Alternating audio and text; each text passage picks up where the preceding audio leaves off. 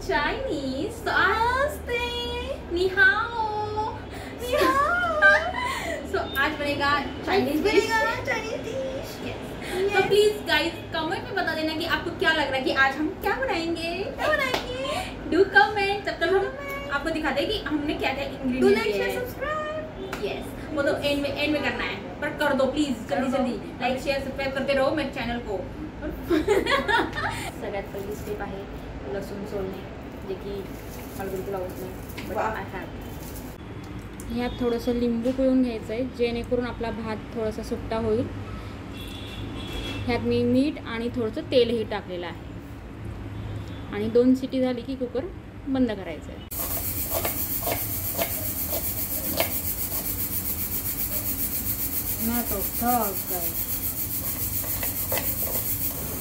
सगळ्यात पहिले आपण घालणार आहोत कढईमध्ये तेल.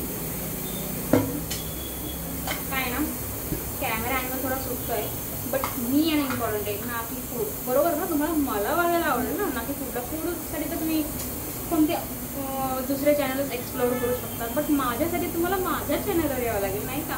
तर माझं बोलणं नाही का, फूडचं बघणं सोडून. ठीक आहे, तेल आपलं गरम झालेलं आहे. त्यानंतर आपण टाकणार आहोत त्यात जिंजरची पेस्ट.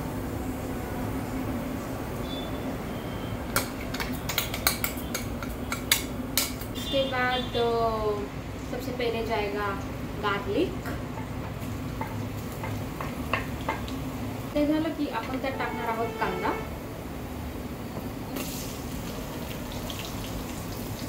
बापरे, हातावर उडाला माझ्या, पण रिॲक्ट करता आलं नाही मला, कारण की व्हिडिओ चालू आहे ना.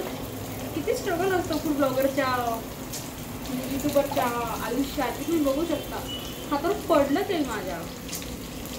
ठीक आहे, असं अजून एक गोष्ट हे करताना लक्षात ठेवायची ती म्हणजे अशी की गॅस हा नेहमी फुल गॅसवर असतो. बघा तुम्ही कधी पण चायनीजवाले पण बघा त्याचे टॉस वगैरे करतात अँड ऑल, बट त्यांचा गॅस नेहमी फुल गॅसवर असतो. तर चायनीज पदार्थ करताना कधीही गॅस फुल गॅसवर ठेवून भाज्या वगैरे टॉस करून घ्यायचा.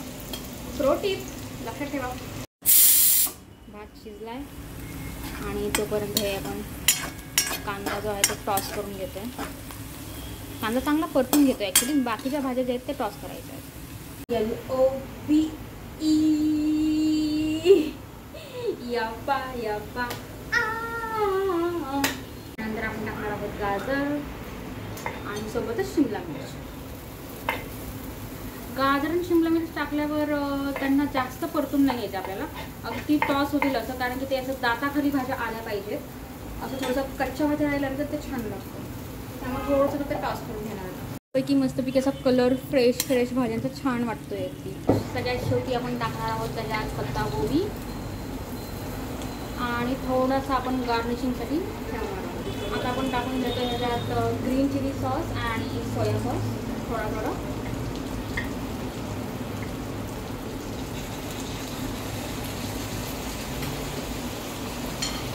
आणि इकडे पोळ्यांचे प्रिपरेशन सुरू आहे.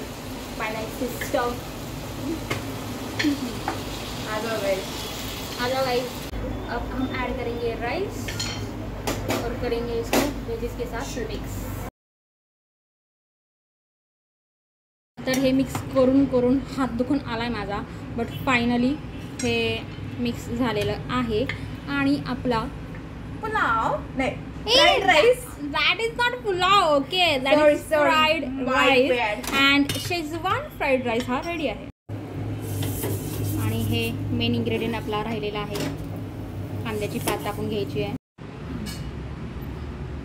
Finally it's time for some plating and I love कांद्याची पात. तर मग कांद्याची पात टाकून घेतलेली आहे वरतून. आणि आपण प्लेटिंगसाठी ठेवलेला थोडासा कोबूही टाकून घेतली आहे. आणि मस्तपैकी असा शेजवान फ्राईड राईस हा रेडी आहे. ह्यात एक्स्ट्रा कलर्स नाही आहेत, त्यामुळे ह्याला कलर दिसत नाही आहे. जे बाहेरचं असतं त्याला कलर असतो, तो कलरवर जज करू नका. Thanks for watching. Bye. It's time to taste my mummy भात.